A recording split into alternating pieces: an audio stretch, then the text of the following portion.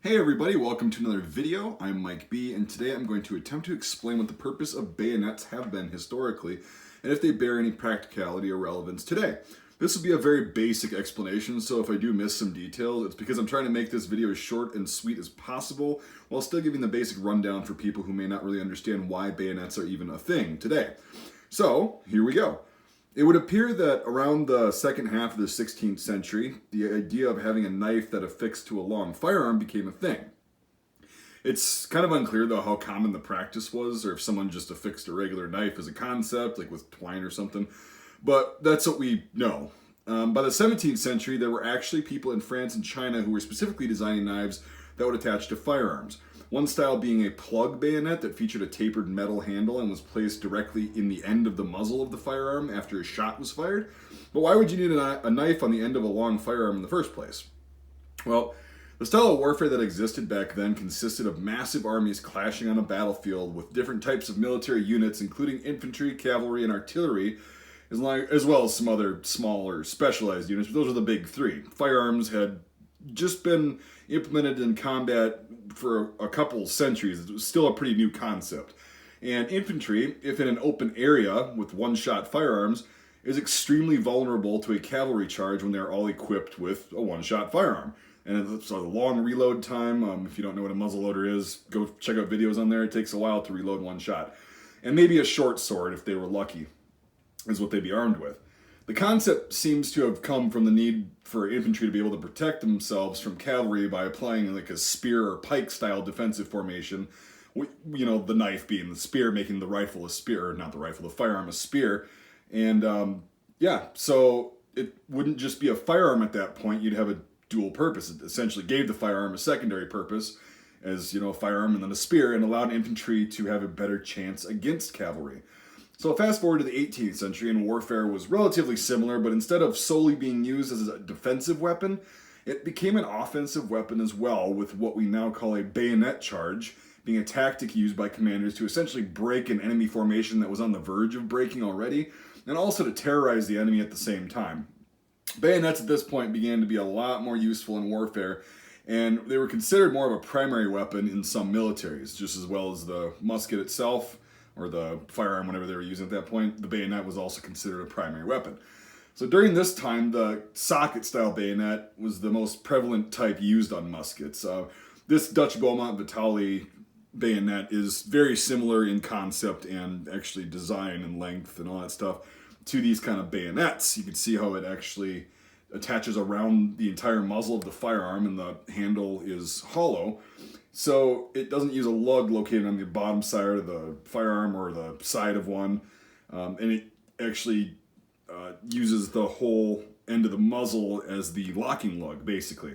And most bayonets that you can see subsequently either used just a small ring to stabilize it on the muzzle, or they didn't even need a ring. So there's that, but kind of jumping ahead of myself here. In the 19th century, this tactic was used throughout by armies across the world in conflicts, and basically the 19th century, not a lot changed until the later part. The bayonet began making a name for itself on these battlefields, though, especially with the Napoleonic Wars. It was very brutal and a lot of bloodshed at the hands of bayonets, and it also spread on the home fronts, kind of this thing, there's a knife or a big sword or a spike on the end of this musket at that point, and it's kind of a mental thing. It's kind of a scary, nasty way to go.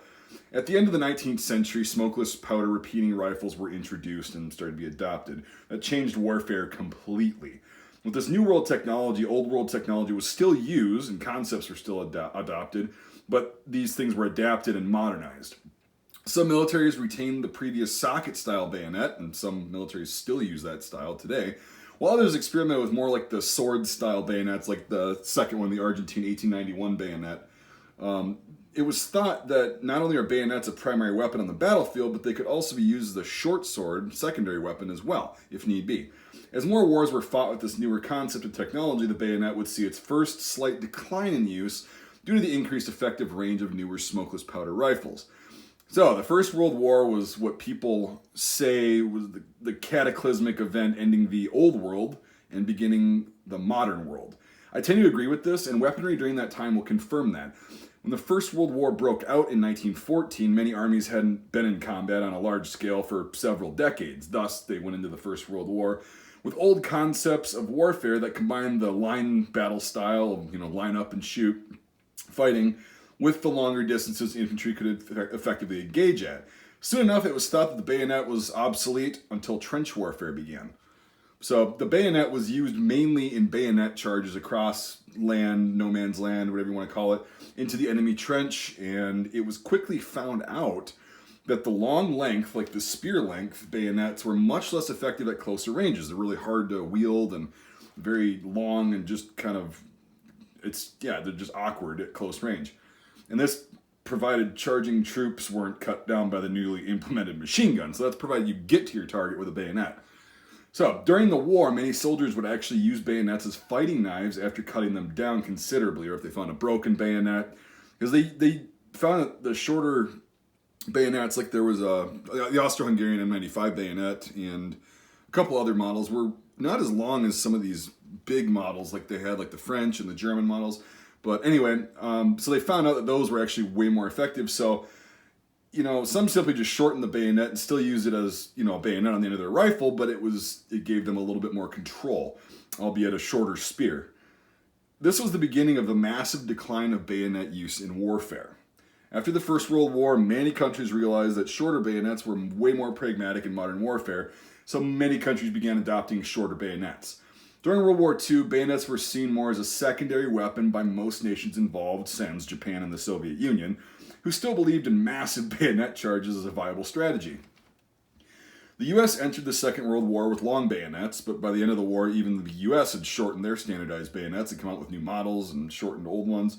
During the Korean War, the North Korean and Chinese armies, who were using a considerable amount of Soviet surplus weapons, retained the massive bayonet charge as a viable strategy, but lost many troops again due to machine gun fire, more modern weapons, modernized artillery, airplanes, that kind of thing.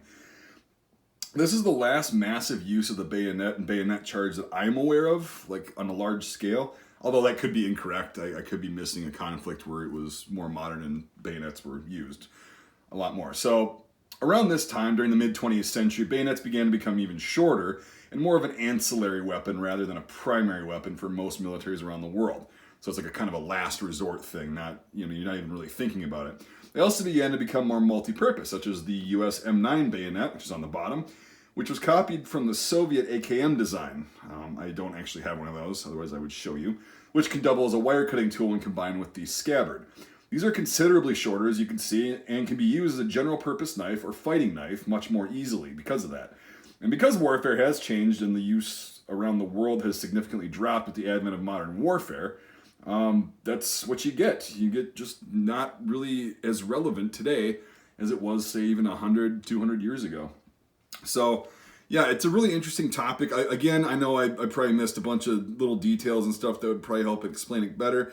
But if somebody's just asking this question, hopefully this video is going to be short enough where you can kind of have a general concept of why they were implemented and how it's been changed and why they were being used in more recent years instead of just the, old days of cavalry charges, because cavalry charges were pretty non-existent in the modern world after the First World War for obvious reasons that I just talked about, like machine guns, artillery, and all that stuff. Accurate artillery, I should say. And anyway, I'm going off on a tangent there. I hope this really explained the purpose and history of the bayonet. If you have any questions related to this video, I'll try to answer them, but I'm not an expert. I'm just someone who loves history and military history, to be specific. It's been my thing. If you haven't noticed, my channel's got a pretty clear theme to it. And yeah, I like firearms, I like military history, I like military artifacts and all that stuff. And yeah, that's basically it. So yeah, if you've got any questions, I'll try to answer them. But again, I might not be able to. The third bayonet's actually, I forgot to mention, that's a German S98 or S8490. Yeah, S8498. It's the World War II German K98 bayonet, and it's on a Yugo M48 because that's a Yugoslavian captured one. So there. Top one is the Dutch Beaumont Vitali 1871-77. The second one is the Argentine 1891 sword bayonet on the 1891 Mauser rifle, and then I just told you that one, and then the US M9 on the M16A2. All right, well, that about does it. Wraps are all up. If you enjoyed this video and want to contribute to my channel, Patreon is a great way to do that. The link is in the description, and it's only $1 a month. $5 a month or more gets you into my Discord server, which is a really fun time, I think. If you can't support my work that way, I totally get it, and just want you to know that I do appreciate you watching my videos. Like, that really means a lot to me. So with that, thanks for watching, and we'll see you next time.